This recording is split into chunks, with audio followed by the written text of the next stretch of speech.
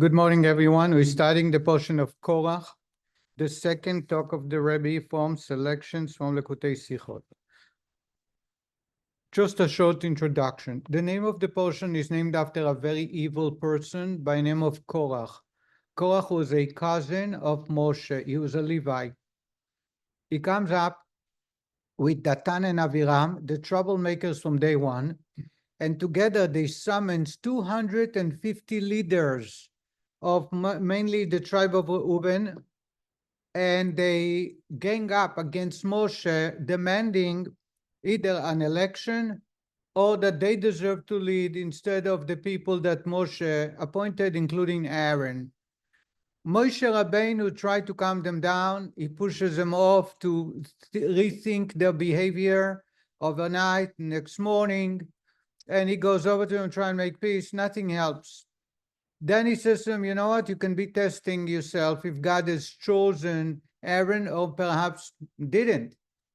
The Ktoret, the spices that are bought on the altar, are very unique, that they are prohibited by anyone to do other than the high priest. If you claim that Aaron was not chosen by God, you can try it, but be warned that only one is going to make it alive. The rest will not make it alive. And as we know later, they all died in a very cruel way. The leaders, the 250 who bought spices, Ktoret, they died in fire, burning. And Korach and Datan and Aviram and their entire families, except Korach's children who repented, were swallowed by the earth. The earth opened itself up, and no matter where they found themselves, they were fell down into it, became a slope that they all fell into the mouth of the earth, and they were lost. While this is taking place, God turns to Moshe. This is already the third time. There was a golden calf. There was the spies last week. Now we're dealing with rebelling against Moshe. Not against God, against Moshe, but actually it's against God. God turned to Moshe and says, move away from the community because I want to wipe them all out. I want to destroy the Jewish people. I've had it up to here. I'm done. Moshe immediately pleads with God on behalf of the Jewish people. And he's turned to Moshe, and these are the words that we're going to be dissecting. Elokei aruchot lekol basar, God of the all sides. Ruach in Hebrew can be side or can be wind. Wind is ruach, meaning ruach tzafon, ruach darom, or wind from the north or wind from south. Elokei, God aruchot, of all the winds, of all sides, in other words, of the entire universe, lechol basar, for all flesh. Aish echad yecheta, one person sin, ve'al kol ha'eda tiktzof, and you're going to get angry and punish the entire community? And God says to him, you're right. You spoke correctly, and I'll punish only those who rebelled. This is the text. Rashi, I'm just generally bringing Rashi, so it should be easy to study. Rashi says that Moshe turned to God and he says, you know what in everyone's heart. You know who is a sinner and who is not, even though externally on the outside, there is no difference. So you should not punish someone who does not sin. Now, a human being can mistake someone as a sinner or as an honest person when they are sinners, but you make no mistakes. So why should you punish the entire community? This is Moshe's complaint to God, and that's the very few words that the Rebbe is going to dissect and teach us many, many lessons. We're starting. The way God knows. How Moshe addressed God. Says the Rebbe, this week's Torah reading relates that when God told Moshe and Aaron, separate yourself from this congregation, and I will consume them this moment, they pleaded with him, God, Lord of the spirits of all flesh. I said sides or winds, he's calling it spirits, which is also a meaning to the word ruach. Ruchaniyut is spiritual. So they said to him, God, Lord of the spirits of all flesh, will one person sin and you become angry with the entire congregation? Moshe and Aaron introduced the plea. Will one person sin by addressing God as God, Lord of the spirits of all flesh? These are the words that they introduced before they asking the question, one man sin and you punish everybody. What is God, Lord of all spirits, of the spirits of all flesh? In his commentary on that verse, Rashi explains why they use this introduction. Rashi was already bothered. Why do they say God, the Lord of spirits of all flesh? Says Rashi, God, Lord of spirits, indicates that God knows all thoughts. Hence, since all thoughts are revealed before you, and you know who the sinner is, it is fitting that you become angry with the entire congregation when only one person is a sinner. Hearing this argument, the Holy One, blessed be He, answered, you have spoken well. I know, and I'll make known who has sinned and who has not sinned.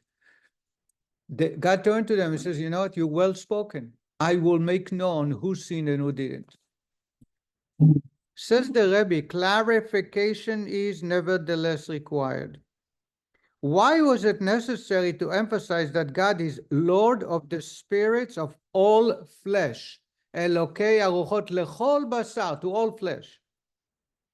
Similarly, to introduce their arguments, will one person sin and you become angry with the entire congregation? It would have been sufficient to address God as Lord of spirits, Hashem Elokei aruchot. Why is the word lechol basar, to all flesh? That title indicates that God knows all thoughts. Elokei aruchot means that God knows everything. Why was the term all flesh added? What's the lechol basar? That's the problem here. Moreover, the use of that term raises a further question. The Talmud Yerushalmi states, if a person hears God's name being cursed, either by a Jew or by a non-Jew, he is obligated to rend his garments. What is the source? I am God, the Lord of all flesh. This indicates that the term Lord of all flesh includes also non-Jews. What connection does the fact that God knows the thoughts of even non-Jews, all flesh, share with the plea? Will one person sin and you become angry with the entire congregation? That is the Jewish people. Similarly, I'll explain that in a moment. Similarly, in a similar situation, when Abraham pleaded with God not to destroy Sodom and Gomorrah, and he asked, will you obliterate the righteous with the wicked? It would have been appropriate for him to address God as the Lord of all flesh, for he was pleading on behalf of the non-Jews. Abraham, however, did not use the phrase, concluding instead with, will not the judge of the entire earth act justly? Here is the point here. The Talmud Yerushalmi teaches us that when someone hears a derogatory comment about God, particularly a curse, someone, God forbid, curses God, anyone hearing must rend their garment as a sign of sorrow. Now, does it come from a Jew or even a non-Jew? Talmud Yerushalmi, the Jerusalem Talmud, teaches us that it doesn't matter if a Jew is cursing or a non-Jew. Why? Because God is the Lord of all flesh. All flesh is all-inclusive, including non-Jews, because they're flesh. And therefore, if someone is cursing God, even if he's not Jewish, we must rend the garment. Do you understand so far? Says the Rebbe, it makes the question even bigger. Why do they have to say, God, the Lord of spirits of all flesh? All flesh is all-inclusive, even non-Jews. Here, there was no non-Jews involved in this scenario, in this fiasco. And only Jewish people that God needs to distinguish between those who sinned and those who didn't. What does all flesh have to do here? In addition, the Rabbi points out, Abraham, when he's defending Sodom and Gomorrah, 5 cities God is about to destroy because they misbehaved, Abraham is arguing with God.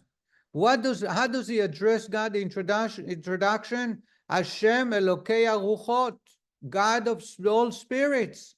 Aish Echad, same story. He says, are you going to have tispet tzadikim rasha? You going to punish the righteous with the wicked? At the end, we found out that there was no righteous man, but at least his complaint was you cannot mix righteous and wicked. Over there, he doesn't say kol basar, he doesn't say the all flesh, even though the address was about non-Jewish people. How is it possible that here Moshe is dealing with only Jewish people and he introduces his question by addressing God, Lord of spirits of all flesh? It should say, God, the Lord of all spirits, and that includes everyone knowing whatever is going on in their heart. Did you understand the question? It's seeming a very small thing, but in Torah every word is very accurate, and therefore the Rebbe will have a whole meal out of it, of one spice. In other words, by Abraham, when he's addressing God about non-Jews, there's no need for kol basar. He's addressing God. The introduction is God, the Lord of all spirits. Here, Talmud Yerushalmi says, how do you know you have to render your garment even if a non-Jew curse? Because it says God is the Lord of all flesh, meaning all flesh comes to indicate that God is the Lord of everyone, Jews and non-Jews alike. Here, then, the word kol basar is not fitting because there is no non-Jews involved in this scenario. Yes, Aaron. Didn't we know automatically that includes everyone because we had the 7 laws exclude the whole world? Of course, it includes everybody, but he is asking God to distinguish between sinners and non-sinners within the Jewish camp. There were no non-Jews. To explain, the Rebbe will explain. I'll try and make it as easy as possible because the lessons that can be derived from the explanation are so many. In general, the plea of Moshe and Aaron was based on the conception that God, in his knowledge and in his divine providence that encompasses every individual, clearly knew who was the actual sinner among Korach's company, and that there was only one person who rebelled in that matter. As Rashi states, just one person is the sinner. The Rebbe introduces us to one point that's very, very appropriate. How many people rebelled against Moshe? There were 250, plus Datan and Aviram and Korach and On ben Pelet. On ben Pelet, his wife saved him. But Moshe said that Ish echad yechata, one man sin, and you're going to get angry and punish the entire community. Says Rashi, actually, only one actually had an evil desire to rebel against God, which is only one person, Korach. Everybody else had benefits. He said, you'll give them a tax break, you'll appoint them as leaders. There was all kinds of reasons. But the real reason to rebel against God was only one man. And that's Moshe's when he turned to God. He says, you're about to destroy the entire community. It's not fitting for you because you know full well in their heart. They says, oh, Moshe is wrong. Oh, Aaron does not belong there. They don't really mean it. They only follow the leader. They only know that they're going to gain something, and something of spirit of folly enter their heart. The only one who has full intention of rebelling against God is only one man. So he should be punished, but not the entire community. On a previous, did everybody understand so far? On a previous occasion, the parable Rashi uses here to clarify the intent of Moshe and Aaron was explained at length. Rashi writes, in another place, Rashi writes, a parable when a portion of the nation acts offensively against a mortal king He does not know who the wrongdoer is. Therefore, when he becomes angry, he exacts retribution from all of them. But you, by contrast, know who the sinner is. Moshe was explaining. Korach's company were not sinners with an intent to rebel against God. They were merely enticed and drawn in by Korach. Hence, they should not be categorized as sinners, but merely as people who acted offensively, a milder form of transgression. Rashi brought in a similar parable to explain Moshe's plea. If a mortal king, hears of a town or a country that rebelled against them, he doesn't know who. So what does he do? He exacts retribution from everybody. He doesn't care. Israel in Gaza now, there is complaints that they are not a lot of civilians. There is no civilians. They are all Jew haters. But when the American advisors came, generals came right at the beginning, they came in and they start to see the plans of the Israeli, which is stupid, but Israel allows them to advise. So they came into the bor, to the kiryat, to the central place. And they saw how the Israelis are maneuvering, a safe zone here, clean zone there.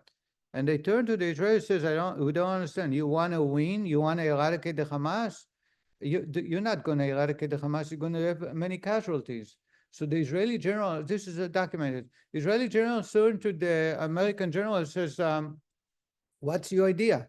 They said, before you bring 1 foot boots into the ground, you level the entire town. You level the town. Now you're safer and you go in. That's the American way. That's the way a king who doesn't know who the sinner is, he makes sure it doesn't happen. And by the way, in the Middle East, it happens in Jordan, in Syria, 60,000, 70, untold numbers. 700,000. Right now, it's already 700,000. I'm talking about the 70s, the Muslim brothers. They should. Right. What? Collateral damage. Preemptive. Whatever it is, the king, get rid of everybody. Moshe turned to God and says, you're not a mortal human being. You are the God of all, Lord of spirits, and therefore you know what's in the heart of everybody. So you should know exactly that Israel is doing, we call it a targeted missions. Only one human being is going to be gotten rid of. A sniper is standing on the roof, and God forbid to destroy the building. We're going to take care of that sniper. In other words, he says to God, you know who in his heart, and there is only one. The rest of them, they sin. There is no doubt, but their sin does not warrant death. They should be punished, but they shouldn't be put to death. And that's the Moshe's complaint. Thus, the basis of Moshe's and Aaron's plea was, since God knows all thoughts, he can differentiate between a sinner and a person who merely acted offensively. You have two distinct people that their behavior is motivated in two distinct ways. Both of them turn to Moshe and says, you don't deserve to appoint you brother, we want election. We understand that. One of them is motivated by rebellion against God. The other one is just because he wants to get a job, he was promised a job. One of them is acted offensively, but sure, he's not a rebel. He does not rebel against God. The other does, and there was only one. There was only one sinner who actually rebelled against God, as reflected by the statement, will one person sin and you will avenge the entire community? And one man is the sinner. Hence, he, Korach, was the one who caused and is therefore responsible for the offensive acts of the entire congregation. As such, it is appropriate that God make a distinction between those who acted offensively and the sinner, and punish only the sinner. Therefore, they turned to God. They said, you know what's going on in the heart, and therefore, only one should be punished. On this basis, we can appreciate why Abraham did not preface this plea for the people of Sodom with the phrase, Lord of spirits, or the like, because Abraham was speaking of an entirely different situation. one in which there was a clear-cut distinction. There was a difference between righteous and wicked men. Such a distinction is clearly apparent. It depends on the person's action and not on his intention. In that instance, there was none who merely acted offensively and in their heart they didn't mean to rebel. Therefore, there was no need to know their intentions to differentiate between those who acted offensively and the sinners. When Abraham turned to God over there in Sodom, he says to God, one man would, are you going to punish the righteous with the wicked? In other words, over there, you don't need to look into their heart. You just measure their behavior. There were wicked people who acted in an evil way, the most evil, brutal way a man can think of. And that's what Abraham is turning to God. It's very clearly defined who is righteous and who is not. There was no intention of rebelling against God. There was actual behavior. So look around, see if you have righteous people who did not act like Sodom people, and they don't deserve to die. Therefore, there was no asking of God to look into their heart. You can distinguish that between righteous and wicked just by looking at their action. At the end of the day, God agreed, and actually, they couldn't find any righteous men there. Here, both of them acted offensively. You have the 250 men. You have Korach, Datan, and Aviram. You have all of them acting very offensively. The problem is, in their heart, one was rebelling, the rest were not rebelling. They just followed the leader. For some made a mistake. They were led to believe that he's going to pay their bills, etc. And this, so far so good. It's not too hard. What? And on this basis, we can appreciate the preciseness of the wording used by Rashi. In his statement of Moshe's claim that God knows all thoughts, and you, God, know who the sinner is, and also in his statement of God's response, I know, all these terms use the active voice instead of the passive expression frequently used by our sages. It is revealed and known. Galui veyadua. It is revealed and known in a passive. I know. You know. Rashi, before the one who spoke and the world came into being, indeed, in contrast to his later words, Rashi himself begins by stating, all thoughts are revealed before you. Seemingly, it would have been appropriate for him also to conclude using the similar expression, it is known before you.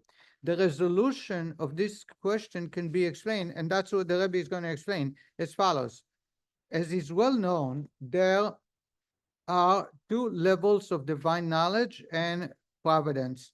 I'm going to read those two levels very quick and summarize them, okay? Number 1A, the first is a level at which the knowledge and providence is revealed and known. God does not actively enclose himself in the world. Instead, everything is revealed and known before him as a matter of course. As it were, although this knowledge encompasses every particular detail of existence, it remains above, detached and distant and disconnected from active investment in the created beings. Thus, it is separate from them. Therefore, it encompasses every created being equally. It is on a plane so lofty that the deeds of the created beings cannot affect them negatively, as it were, nor are the differences in the spiritual level of those beings of any consequence. Did you understand that? Not so much. Okay. There are two levels of the relationship between us and God, or we call it divine providence, that God runs the show. There is one general level where God is so far removed from the universe that it's all encompassing. He knows everything, but those details don't matter to God. Those the levels of people, righteous men, non-righteous men, it plays no role. It's not that important, but he knows everything. That's a general. We call it all-encompassing. Anyone who've been to Tanya classes or Kabbalah classes, I use the borrowed term sovev. Sovev is all-encompassing. In other words, the sun is affecting the entire universe in an equal way. Some benefit from the sun, some don't. But the sun does not change and the sun don't care. The sun gives equally to all warmth, energy, solar heating, whatever it might be, and it affects everyone on the planet Earth. B, on the second level, divine knowledge and providence actually enclose itself, as it were, to know the different events and happenings of this world. On this level, there are differences with regards to his knowledge and providence according to the spiritual level of every created being. The different degrees of reward and punishment which an earthly being receives depending on his conduct stem from this level of divine knowledge. That's a second level of divine knowledge that fits according to the various levels of existences in the universe. So you have a righteous and you have the wicked. The righteous get bigger benefit and this wicked gets less. You have times of per person behaving at times of a space or a certain time of the year, Yom Kippur, holidays, where the connection with God is far greater. In other words, there are there are different levels of time, place, person. So you have two people who come to pray. To one of them, God listens, to the other, God avoids, because that person may not, whatever the reason. Well, we're not going. You have two community, say one community. One part of town is going to be blessed by God, the other part is not. Why? Because there are people who live there that serve God, that please God. The first one, all-encompassing, it doesn't matter where you live, who you are, what day of the week, what kind of connection you have with God. It's all-encompassing. The second one is tailored individually to the time, to the space, to the location. For this reason, in other words, God's knowledge of the sinners, that's what the Rebbe is going to drive into. From what level Moshe is addressing and how God is responding, it will vary from those two levels. For this reason, Rashi carefully chose the term knows. Instead of using the passive, it is revealed and known. In doing so, he emphasized that Moshe was asking to involve the level of divine knowledge and providence that focuses on every detail, which is the source of reward and punishment. Moreover, this knowledge required active investment, that God involved himself, as it were, in the particular details concerning Korach's company and make known who merely acted offensively and who was the sinner. God, the Rebbe points it out in the words of Rashi. We're going to skip the exact words because we don't speak in Hebrew, we don't study in Hebrew. What happens is God says to Moshe and Aaron, get away because I'm going to destroy everybody. God is angry from that community. And God says, I'm going to get rid of them. Moshe turned to God and he says, you are God, the Lord of spirits of all flesh, meaning please shine and connect to our community from the second level, where it is tailored individually, and based on that, you should know very clearly who deserves to die and who does not. Did you understand that? That's the Rebbe's point. Now the Rebbe is going to introduce us to Rambam, and then so far so good. Now we understand why he uses the word all flesh. Now you understand? Because all flesh denotes the second level of divine providence. You have one level of divine providence, which is all encompassing, connects everything. It doesn't matter. It's all, everybody benefits or disconnects from God in an equal measure. That's where God was acting and he wanted to destroy the entire community.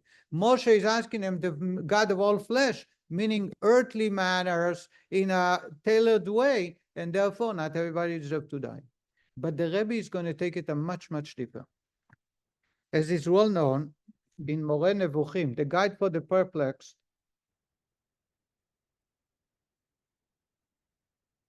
Rambam states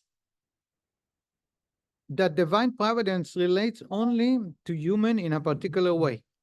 Rambam writes in the Guide for the Perplexed, and you're not allowed to leave the class because at the end of the class, the Rebbe is going to reverse the whole idea.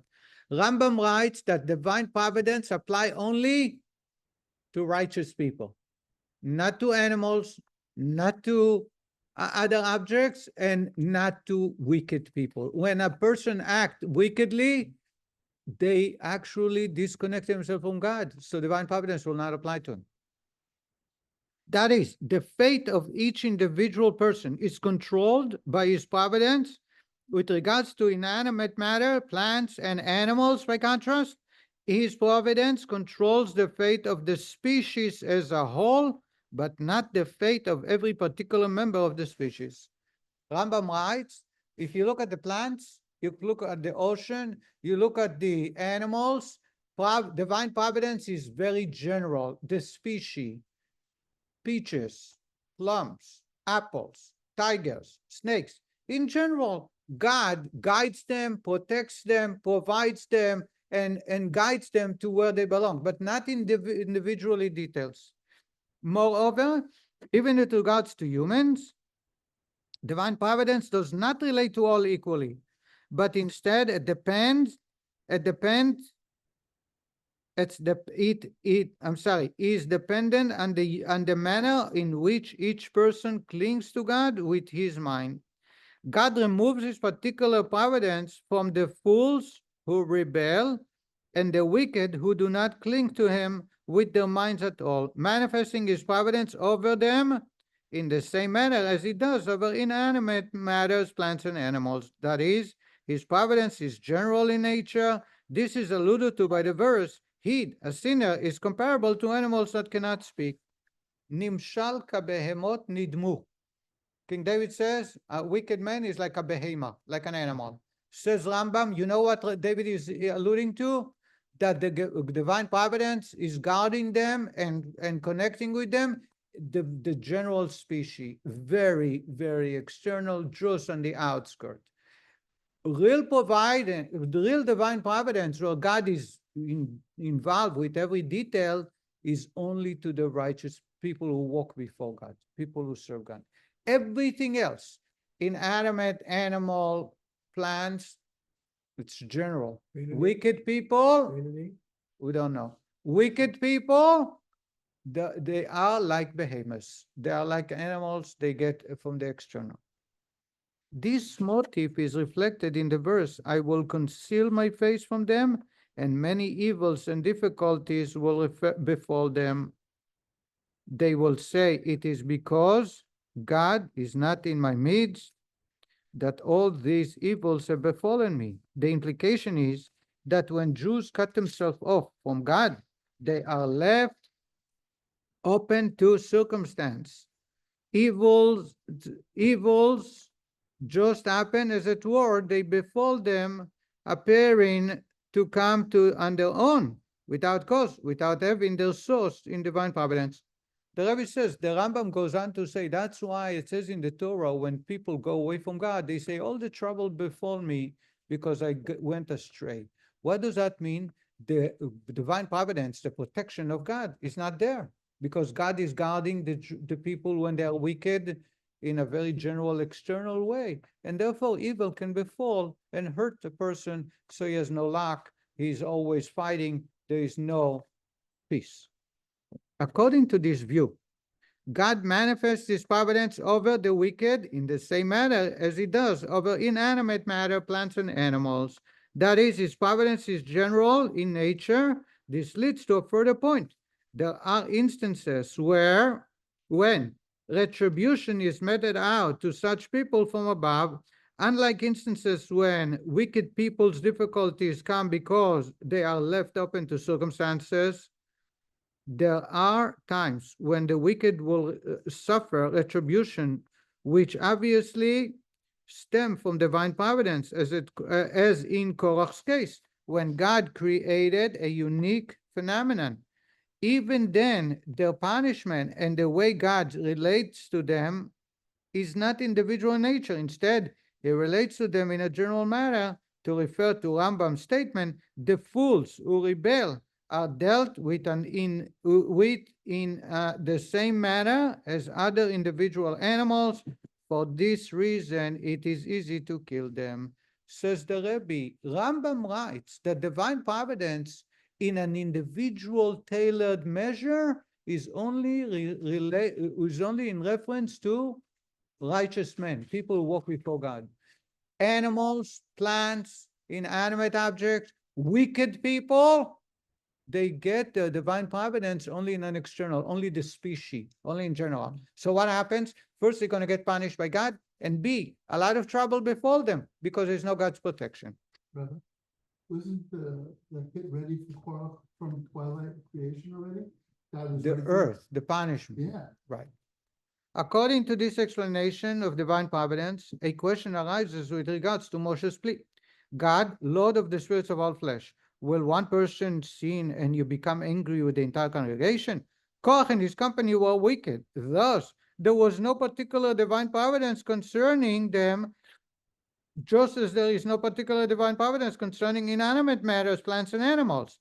Therefore, it appears inappropriate for Moshe to ask God to invest himself in this matter and differentiate between those who merely acted offensively and the one who actually sinned. On the contrary, it would appear appropriate that God would consume them this moment with the same punishment being visited upon them all equally. Did you understand the question? Says the Rebbe, if it's so according to Rambam, that when a man goes away from God and sin, now the divine providence left him and he's connected with the second level of God in an external way, and guarding all divine providence only to the species in general. Moshe is dealing with sinners. They acted offensively. One of them rebelled and deserved to die. The rest acted offensively but did not act in accordance with God's way. Moshe is asking God to look into their heart and actually act in an individual, tailored divine providence. It doesn't fit, because that type of behavior apply only to humans who behave. These are humans who didn't behave according to Rambam. Rambam writes in the Guide of Perplex, he puts it very clear that they are like animals, and therefore the divine providence is general, and they are open to punishment on both ways, natural punishment as well as punishment from God. The Rebbe will reverse the whole understanding of Rambam. In truth, that's why I told you it's a little deep, but it shows you from the two words, lechol basar, of all flesh. The Rebbe is making a whole meal with many, many courses.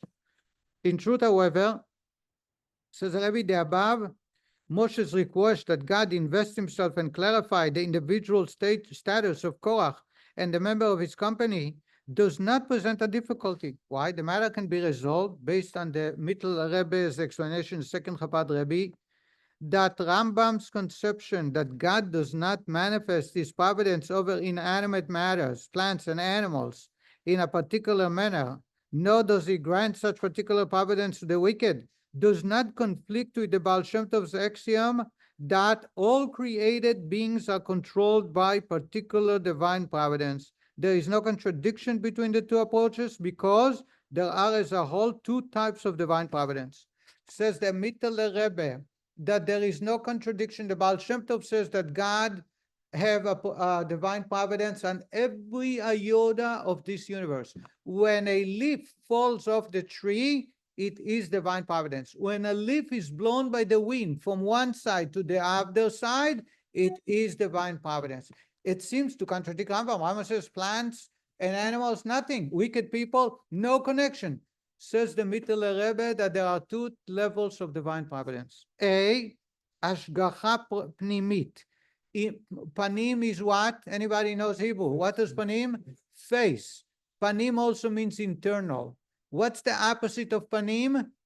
Pnimi, chitzon. Chitzon is external or outside. There is divine providence that is internal, and there is an external divine providence.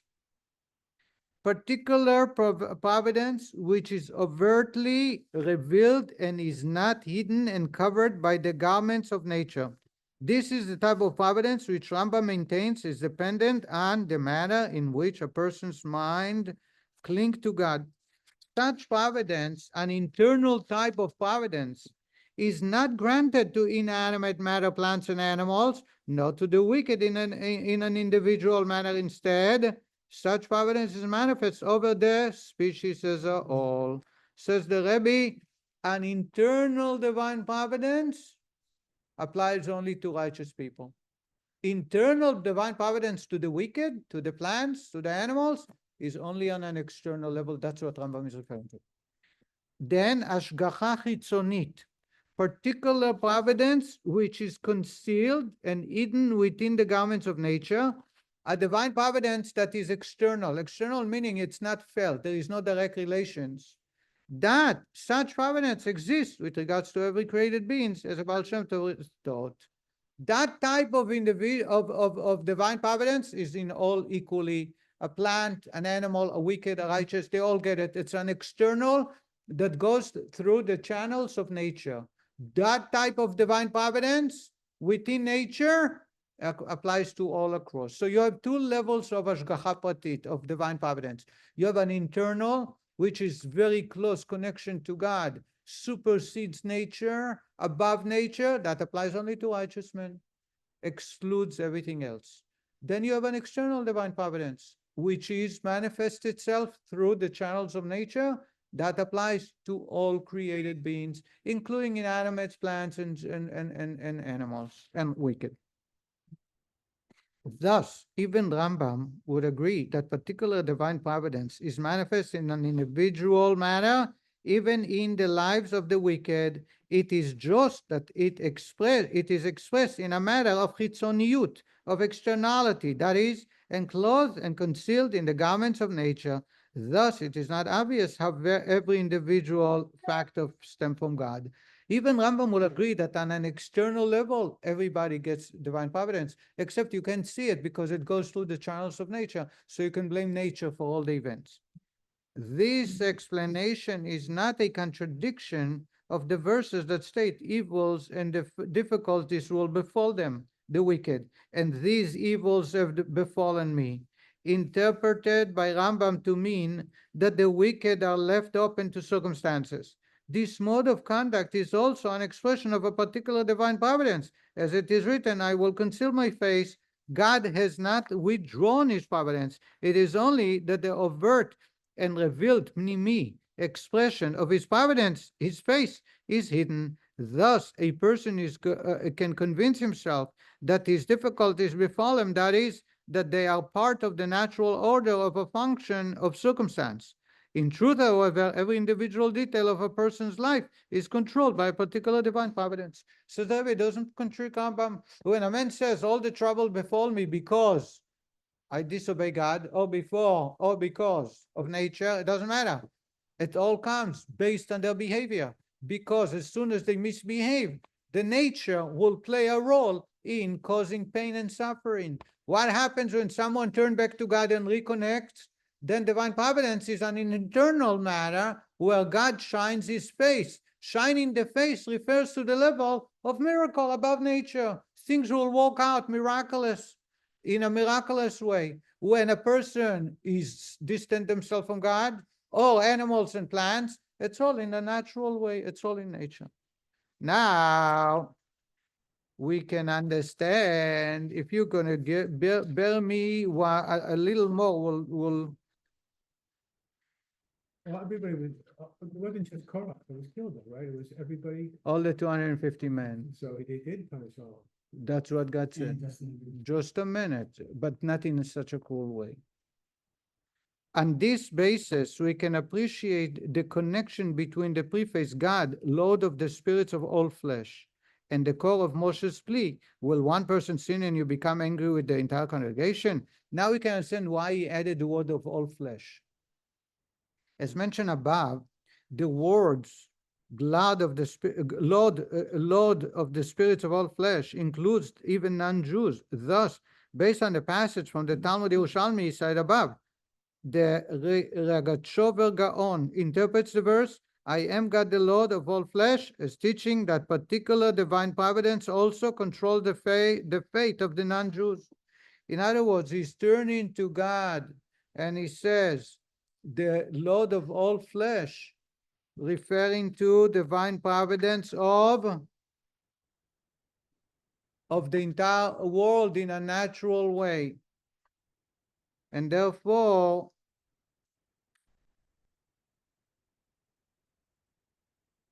no, he turned to God. Here, we're going to read one more paragraph, then I'll try and summarize the rest. This was the basis of the plea of Moshe and Aaron, that God invest himself in a particular manner and clarify the difference between those who acted offensively and the sinner.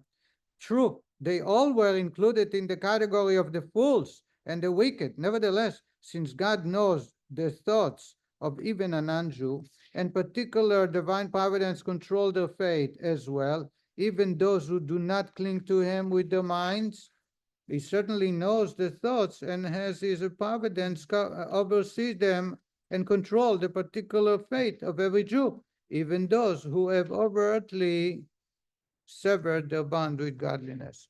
He says to Moshe, turn to God, you are the flesh of all, you are the Lord and the spirit of all flesh, meaning that you are able to have a divine providence tailored directly to everyone. These are your children, and therefore have mercy on them and connect with them on the pnimiyut level, on the internal level, where you can distinguish between those who have fallen off by rebelling, which was only one man, the rest of them who had acted offensively, they deserve punishment, but not that type of punishment.